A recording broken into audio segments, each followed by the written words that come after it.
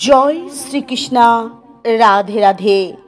নমস্কার বন্ধুরা, আজকের এই ভিডিওতে আপনাদের জানাবো 2025 সালে শ্রাবণ মাস কবে থেকে শুরু হচ্ছে, শ্রাবণ মাসে কটা সোমবার পড়েছে, শ্রাবণ মাস কবে সমাপ্ত হচ্ছে এবং ব্রত পালন কিভাবে করবেন, ব্রত রেখে কোন জিনিসটি ভুল করেও খাবেন না। তারই সঙ্গে এমন একটি চমৎকারী উপায়ের কথা জানাবো। এই উপায়টি করলে ভগবান শিবের আশীর্বাদে 7 জন্মের সমস্যা আপনাদের জীবন থেকে একেবারে দূরে সরে যাবে। তো আমার প্রত্যেক বন্ধুদের কাছে অনুরোধ রইল, ভিডিওটি প্রথম থেকে শেষ পর্যন্ত মনোযোগ সহকারে দেখবেন। আর ভিডিওটি ভালো লাগলে একটি লাইক করবেন, কমেন্টে মনে ভক্তি ও ভালোবাসা রেখে হর হর মহাদেব, ওম নমঃ শিবায় লিখতে কখনোই ভুলবেন না। বন্ধুরা, ভগবান শিবের পরম ভক্তরা এই শ্রাবণ মাসটির জন্য অধীর আগ্রহে অপেক্ষা করেন। এই পবিত্র শ্রাবণ মাসে ভগবান শিব এই ধরাভূমিতে আসেন এবং তার প্রত্যেকটা ভক্তের বাড়ি যান এবং ভগবান শিব স্বয়ং তার ভক্তকে ধনধান্যে পরিপূর্ণ করে দেন। এই শ্রাবণ মাসের প্রত্যেকটা দিন অত্যন্ত শুভ মানা হয়, পবিত্র মানা হয়।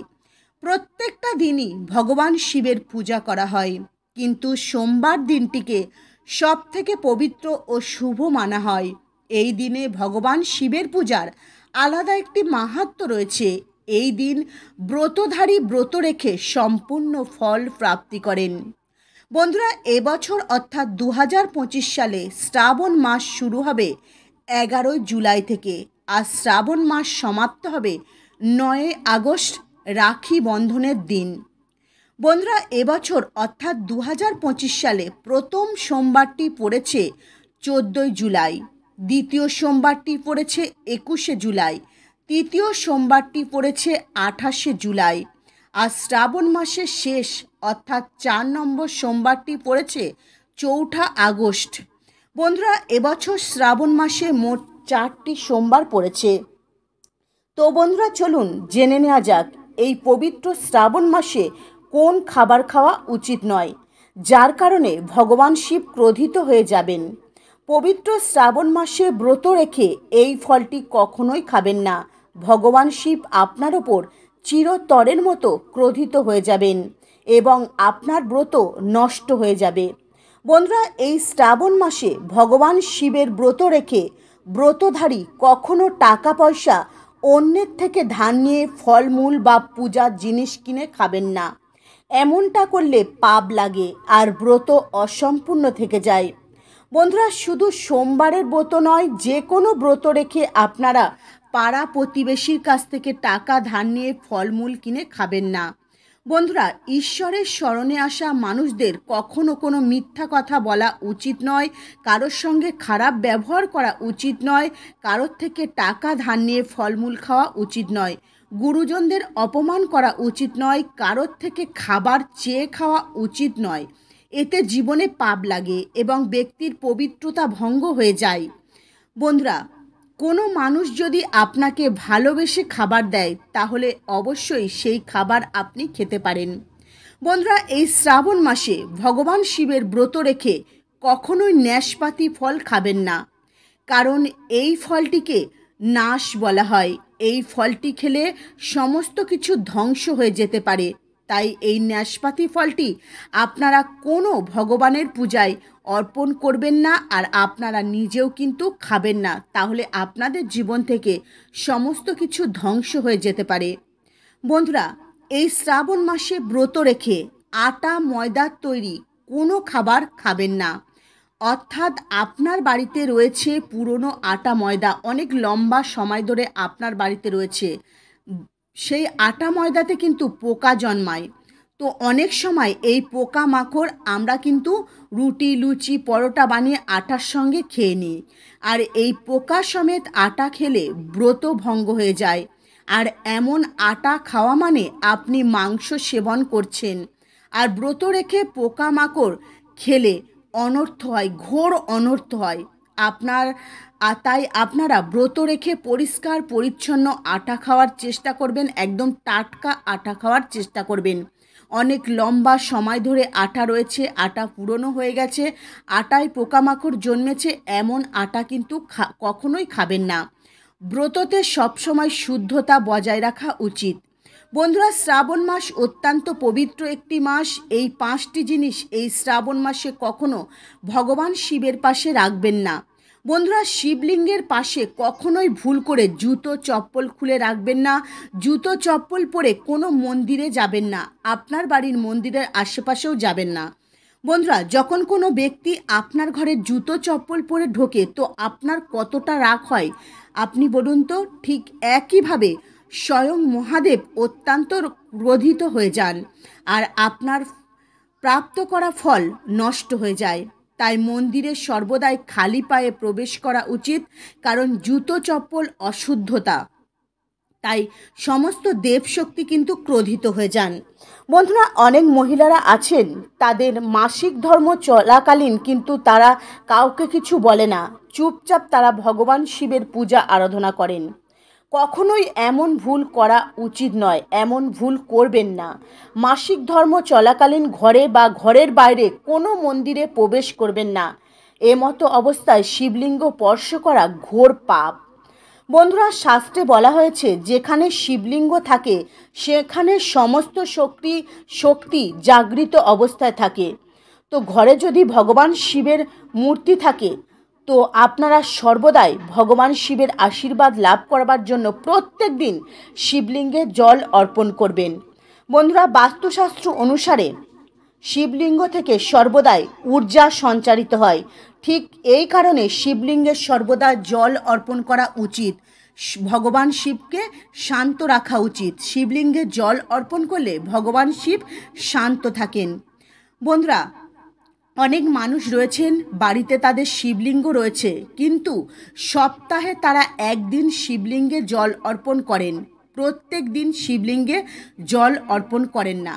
তো এমতো অবস্থায় আপনারা কিন্তু আপনার বাড়িতে ভুল করেও শিবলিঙ্গে অর্পণ করবেন না। গরুর পুরাণ অনুসারে এতে কিন্তু উল্টে আপনার বাড়ির বিনাশ ঘটবে। যদি বাড়িতে শিবলিঙ্গ স্থাপন করেন তো প্রত্যেক দিন নিয়মবিধি মেনে শিবলিঙ্গে জল অর্পণ করতে হবে। বন্ধুরা, ঘরের মন্দির বা বাইরের মন্দিরে এমন ব্যক্তিকে কখনোই প্রবেশ করা উচিত নয় যে স্বামী স্ত্রীর সঙ্গে শারীরিক সম্পর্ক ঘটেছে বা মাছ মাংস খেয়েছেন।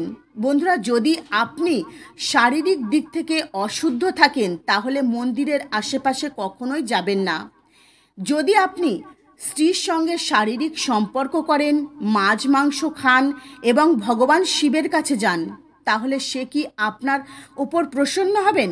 কখনোই নয়, সে আপনার ওপর ক্রোধিত হয়ে যাবেন। শাস্ত্রমতে এটা ঘোর পাপ বলা হয়েছে। এমন ব্যক্তি নরকে যান আর এমন ব্যক্তির জীবন জ্বলে পুড়ে ছারখার হয়ে যায়। ভগবান শিবের সামনে সর্বদাই স্নান করে শুদ্ধ হয়ে যাওয়া উচিত। সমস্ত শক্তি দেখবেন আপনার ওপর প্রসন্ন হয়ে থাকবে। বন্ধুরা, এই শ্রাবণ মাসে ভগবান শিবকে কখনোই এমন বেলপাতা অর্পণ করবেন না, ভগবান শিব আপনার ওপর ক্রোধিত হয়ে যাবেন। পৌরাণিক কাহিনী অনুসারে বেলপাতা শিবলিঙ্গে অর্পণ করলে ভগবান শিবের মাথা ঠান্ডা থাকে। বেলপাতা দিয়ে ভগবান শিবের পূজা করলে দারিদ্রতা দূর হয় আর এমন ব্যক্তি সৌভাগ্যশালী হন। আর এমন ব্যক্তির ওপর হনুমানজিও অত্যন্ত প্রসন্ন হয়ে যান, কারণ হনুমানজি হলেন ভগবান শিবের আর এক অবতার। চলুন জেনে নেওয়া যাক বেলপাতা শিবলিঙ্গে অর্পণ করলে কী লাভ পাওয়া যায়। বন্ধুরা, বেলগাছের গোড়ায় রয়েছে সমস্ত তীর্থস্থান। যদি বেলগাছ আপনার ঘরের আশেপাশে বা আপনার ঘরের পূর্ব দিকে থাকে তো কখনোই ঘরে কোনো ধন সম্পদের অভাব হয় না। বন্ধুরা, যে ব্যক্তি বেলগাছের মূল ভাগে ফুল দিয়ে পূজা করেন সেই ব্যক্তি মৃত্যুর পর দেবলোক প্রাপ্তি করেন। বন্ধুরা, চতুর্থী, অষ্টমী, নবমী, চতুর্দশী, অমাবস্যা তিথিতে এবং সংক্রান্তির সময় সোমবারে বেলপাতা তোলা কখনোই উচিত নয়। পূজার আগের দিন আপনারা বেলপাতা তুলে রাখুন। বেলপাতা কখনোই অশুদ্ধ হয় না। বন্ধুরা, শিবলিঙ্গে কখনো ছেঁড়া ফাটা বেলপাতা অর্পণ করবেন না, এতে ভগবান শিবের অপমান করা হয়। বন্ধুরা, এই শ্রাবণ মাস বছরে একবারই আসে, তাই এই সুবর্ণ সুযোগ হাতছাড়া করবেন না। এই শ্রাবণ মাসে যদি এই উপায় করতে পারেন তো ভগবান শিবের আশীর্বাদে আপনাকে কোটিপতি হওয়া থেকে দুনিয়ার কোনো শক্তি আটকাতে পারবে না। কারণ এই সময় ভগবান শিব সক্রিয় অবস্থায় থাকে। তাই আপনি যদি নিষ্ঠা ভক্তি সহকারে ভগবান শিবের কাছে প্রার্থনা করতে পারেন বা ভগবান শিবের কাছে আপনি যা চাইবেন, ভগবান শিব স্বয়ং আপনার সেই মনস্কামনা পূরণ করবেন। বন্ধুরা, এই উপায়টি সঠিকভাবে করতে পারলে আপনাদের জীবনে থাকা ঋণের জাল থেকে খুব সহজেই মুক্তি পেয়ে যাবেন। ঘর থেকে নানান রকম সমস্যা বাধা বিঘ্ন দূরে সরে যাবে। স্বামী স্ত্রীর মধ্যে সমস্যা, বাস্তুদোষ, পিতৃদোষ, মঙ্গলদোষ, শনিদোষ, রাহুদোষ, কাল সর্পদোষ এবং দারিদ্রতার দোষ, এই সমস্ত কিছু আপনাদের জীবন থেকে একেবারে দূরে সরে যাবে। কেউ যদি আপনার ওপর কোনো কালা জাদুটোনা করে থাকে বা শত্রুতার দোষ, এই দোষও কিন্তু ভগবান শিবের আশীর্বাদে আপনাদের জীবন থেকে একেবারে দূরে সরে যাবে। স্বয়ং ভগবান শিব আপনাদেরকে রক্ষা করবেন। বন্ধুরা, আমাদের জীবনে শখ, শান্তি, আশা, আকাঙ্ক্ষা পূরণ করবার জন্য আমরা কত কিছুই করি। জমি জায়গা, ঘর বাড়ি, সোনা দানা বিক্রি করে দিই। বন্ধুরা, আপনারা হয়তো দেখেছেন অনেক মানুষ ঋণের জ্বালায় নিজের ঘর ছেড়ে চলে যান, ঘর ছেড়ে দেন। তো এর থেকে বড় সমস্যা কিন্তু জীবনে আর কিছু হতেই পারে না। ঋণ একটা অভিশাপের মতো হয়, যার ওপর একবার ঋণ চেপে যায় তো কোনো উপায় না করলে সেই ঋণের জাল থেকে কিছুতেই মুক্তি পাওয়া যায় না। যদি এই ঋণের জাল থেকে খুব সহজেই মুক্তি পেতে চান তাহলে এই উপায় অবশ্যই করবেন।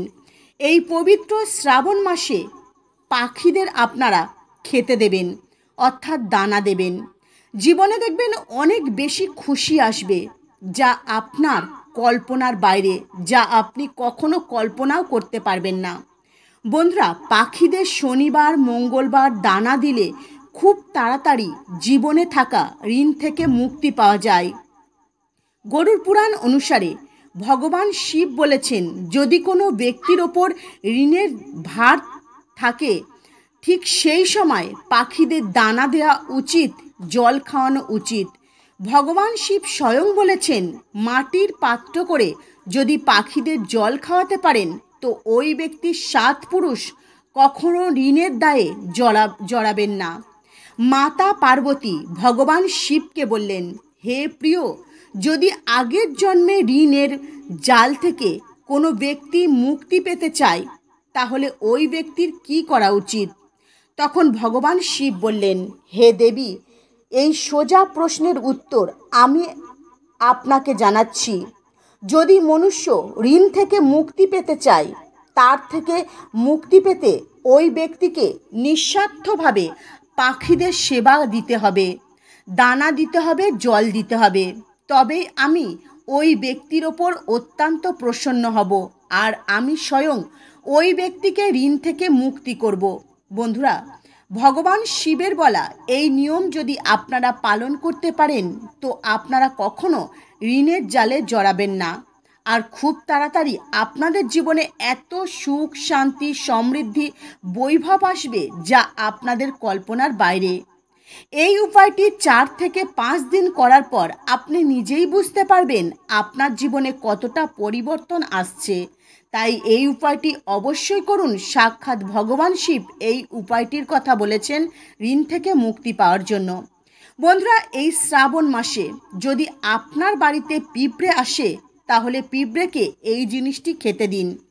সেই দিন থেকেই আপনাদের জীবনে থাকা ঋণের জাল থেকে আস্তে আস্তে আপনারা মুক্তি পাবেন।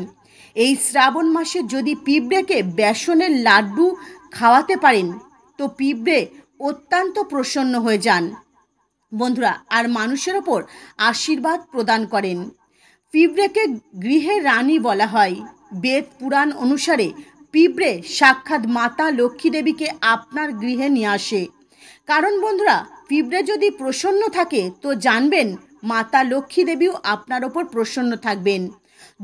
যদি নবগ্রহকে শান্ত করতে চান তাহলে পিঁপড়েদের চিনি খেতে দিন। মনে রাখবেন, নবগ্রহ যদি আপনার কুণ্ডলিতে একবার শান্ত হয়ে যায় তো মানুষ রাজা হয়ে যায়। ঘরের চম্বুকের মতো ধন সম্পদ খিঁচে চলে আসে। বন্ধুরা, কুকুরকে কাল ভৈরবের স্বরূপ মানা হয়, তাই এই পবিত্র শ্রাবণ মাসে কুকুরকে বিস্কুট খাওয়ান। এই পবিত্র শ্রাবণ মাসে যদি কুকুরকে মিষ্টি বিস্কুট খাওয়াতে পারেন তো ঋণের ভার থেকে খুব সহজেই মুক্তি পেয়ে যাবেন। তার সাথে সাথে ঘর থেকে ঝগড়া, অশান্তি, অশুভ শক্তি নষ্ট হয়ে যাবে ঘর থেকে। তাই এই পবিত্র শ্রাবণ মাসে আপনারা কুকুরকে বিস্কুট খেতে দিন। বন্ধুরা, ভগবান শিবকে পশুপতিনাথ বলা হয়, তাই কাল ভৈরবের স্বরূপ কুকুরকে এই শ্রাবণ মাসে আপনারা ভোজন করান। বন্ধুরা, আপনারা হয়তো অনেকে জানেন গোমাতার শরীরে সমস্ত দেবদেবী বাস করেন। তাই গোমাতাকে এই শ্রাবণ মাসে প্রত্যেক দিন সকালে উঠে একটি টাটকা রুটি বানিয়ে গুড় বা ঘিয়ের সঙ্গে খেতে দিন। ভুল করেও কিন্তু বাসি রুটি খাবেন না। তো অত্যন্ত শুভ ফল জীবনে দেখবেন লাভ করতে পারবেন। বন্ধুরা, আস্তে আস্তে আপনাদের জীবনে থাকা সকল সমস্যার সমাধান হয়ে যাবে। কোনো বিষয় নিয়ে আপনারা যদি সর্বদাই ভয়ে থাকেন বা কোনো জিনিস নিয়ে চিন্তা ভাবনায় থাকেন, সর্বদাই আপনার মাথায় যদি চিন্তা ঢুকে থাকে, তাহলে এই পবিত্র শ্রাবণ মাসে 5টি বেসনের লাড্ডু আপনার মাথার ওপর থেকে 7 বার ঘুরিয়ে নেবেন। তারপর সেই বেসনের লাড্ডু কোনো গোমাতাকে, কালো গোমাতাকে খাইয়ে দেবেন। যদি বন্ধুরা গোমাতাকে বেসনের লাড্ডু খাওয়াতে পারেন তো সমস্ত দেবদেবীর আশীর্বাদ আপনার জীবনে থাকবে। আপনি চিন্তা মুক্ত হবেন এবং ভয় আপনার জীবন থেকে দূরে সরে যাবে। ঋণ থেকেও মুক্তি পেয়ে যাবেন। তার সাথে সাথে আপনার জীবনে থাকা সমস্ত পাপ থেকে আপনি মুক্তি পেয়ে যাবেন। তো বন্ধুরা, আজকের মতো ভিডিও এই পর্যন্তই। আপনারা ভালো থাকবেন, সুস্থ থাকবেন। নমস্কার। হরে কৃষ্ণা।